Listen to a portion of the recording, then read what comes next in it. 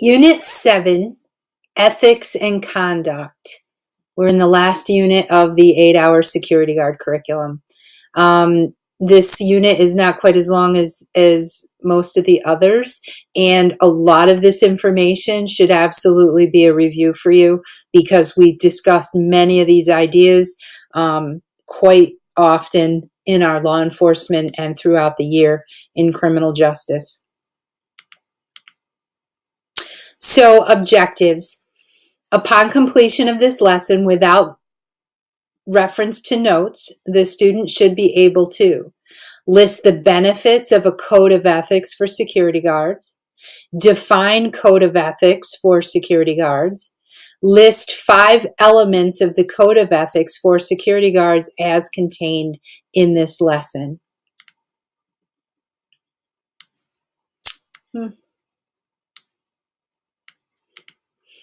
The personnel of a business are, in many ways, the organization's most valuable asset. The manner in which personnel conduct their activities will have an impact upon determining whether a business succeeds or fails. Personnel that are competent, means capable, and perform their duties in a positive, eager, and ethical manner promote a favorable image and build confidence. Conversely, dishonest personnel that follow unethical practices foster a poor public image and diminish confidence in a business or organization. Security guards are entrusted to protect persons and/or property from harm, and as such must possess a high degree of integrity and ethics. If security guards are provided with a standard of conduct within a code of ethics, they will have the guidelines to carry out their duties using appropriate discretion and effectuate such duties in a professional manner, enhancing the entire security industry. A security guard's conduct is reflective of the employer.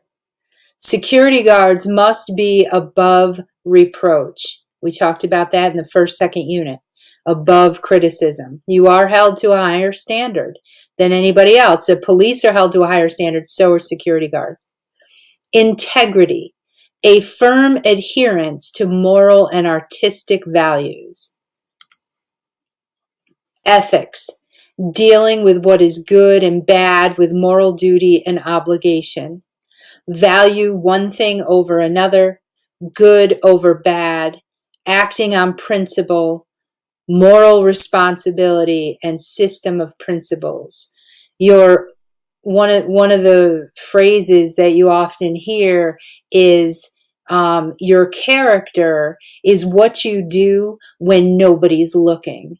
And that's it's a very true statement, but it's very true in here. You know, what do you do or not do that you should, even if nobody's watching? Or do you try to get away with things because you can, because nobody will see you, that kind of thing. So integrity is defined as a firm adherence to a code of especially moral or artistic values or incorruptibility, and is synonymous with honesty. Ethics is the discipline dealing with what is good and bad and with moral duty and obligation, and a set of moral principles or values or the principles of conduct governing an individual or a group. Ethics involves a value for one thing over another, a choice of good over bad. Ethics infers acting on principle in order to help someone. Ethical responsibility infers moral responsibility and a principle upon which one's actions are based. Moral, of or relating to principles of right and wrong in behavior. Ethics is a system of moral principles which leads to the highest good. And professional, a person who conforms to the technical or ethical standards of a profession. So this slide really says the same thing over and over in a few different ways, but morals and ethics are kind of, synonyms. So it's just giving it to you a few different ways. So a code of ethics, and you remember in law enforcement, police officers have a code of ethics. That's actually like day one in September is what we started talking about, was a code of ethics. So for security, they have a code of ethics as well, and they are rules of conduct by which members of a particular profession regulate their behavior. It establishes a standard of acceptable behavior. A code of ethics contains general statements on principles and or rules of conduct which members of a particular profession regulate their behavior among themselves and others they deal with in a professional capacity. A code incorporates moral and ethical principles and philosophies and is a measure of a person's conduct against a standard of behavior. Although there exists in our society certain basic ethical and moral rules of acceptable behavior and laws which govern behavior, a code of ethics or conduct that focuses on conduct akin to specific professions which are not sufficiently regulated by general morality or law. For example, codes exist for security guards, soldiers, medical professionals, police officers, legal professionals, etc. So why a code of ethics for security guards? Because they are employed to protect people and property. They operate from a position of authority, and their action or inaction could cause serious harm because of the position that they have. They are held to higher standards. They represent their employer, and the public relies on them to respond. Security guards are employed to protect people and property from harm, and therefore the public has higher expectations of them. Security guards operate from a position of authority, and the actions or inactions of security guards could have the potential to cause serious harm. The public holds security guards to higher standards because of their position, and security guards are representatives of their employer. The image they portray to the public is a reflection of the company, and we talked about that before too. The public relies on security guards to respond to any given situation. So this is really just a repeat of the slide before. What is the benefit of having a code of ethics for security? It fosters a sense of professionalism and it increases their effectiveness. It promotes professionalism and it enhances the perception. The public's perception of security will be enhanced when they follow their code of ethics. It encourages professional, responsible, and honorable conduct.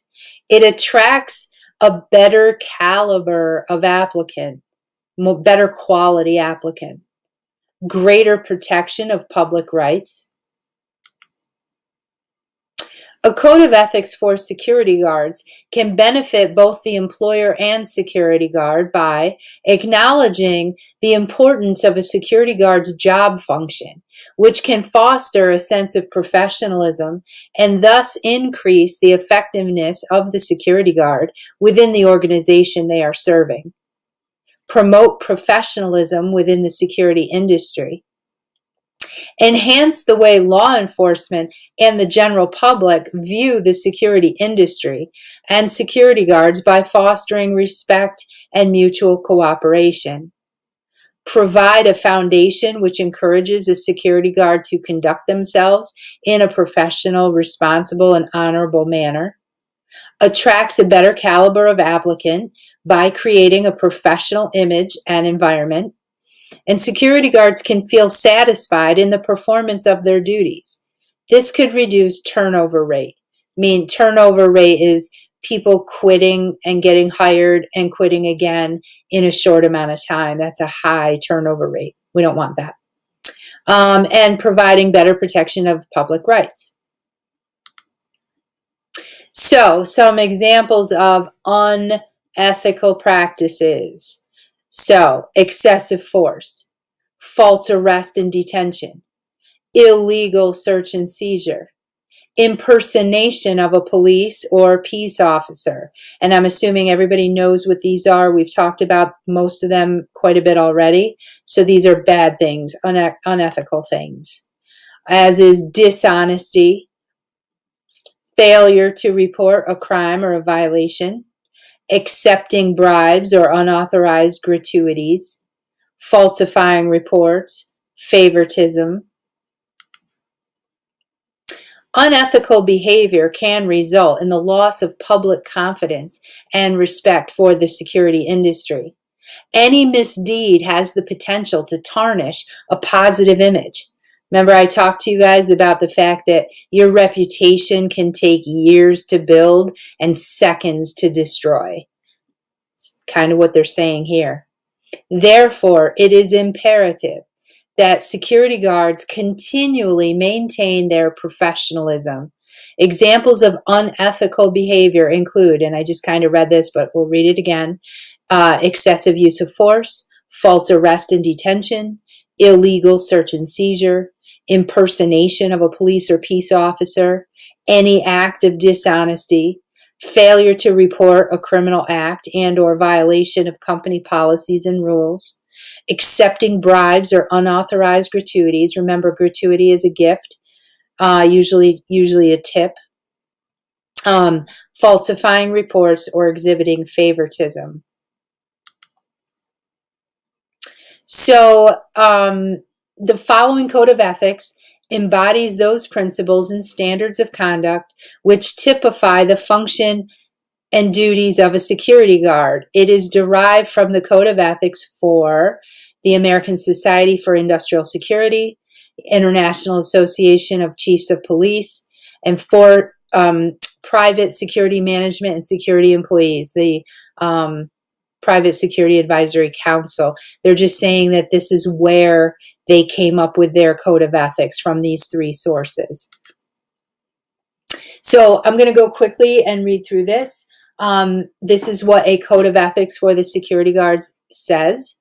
In my capacity as a security guard, hired to prevent, report, and deter crime, I pledge to protect life and property, prevent and reduce crime committed against my employer or client's business or other organizations and institutions to which I am assigned, abide by the Constitution of the United States, to carry out my duties with honesty and integrity, and to maintain the highest moral principles, to faithfully, diligently, and dependably discharge my duties, and to uphold the laws, policies, and procedures that protect the rights of others, to discharge my duties truthfully, accurately, and prudently, without interference of personal feelings, prejudices, animosities, or friendships to influence my judgments, to report any violation of law or rule or regulation immediately to my supervisors, to respect and protect information considered confidential and privileged by my employer or client, except where their interests are contrary to the law or this Code of Ethics, to cooperate with all recognized and responsible law enforcement agencies within my jurisdiction,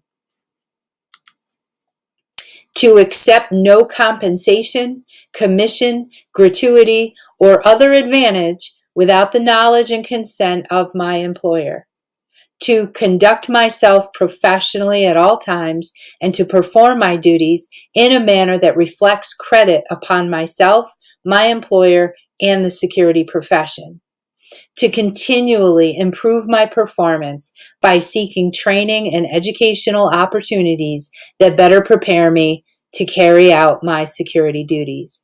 and that is the code of ethics for security guards.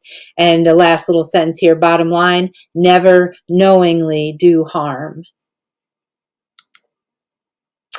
So you should, at this point, be able to list the benefits of a code of ethics for security guards, define the code of ethics for security guards, list 5 elements of the code of ethics for security guards as contained in this lesson. You have a little quiz here. Congratulations. All you have left is your final exam of the 8-hour course.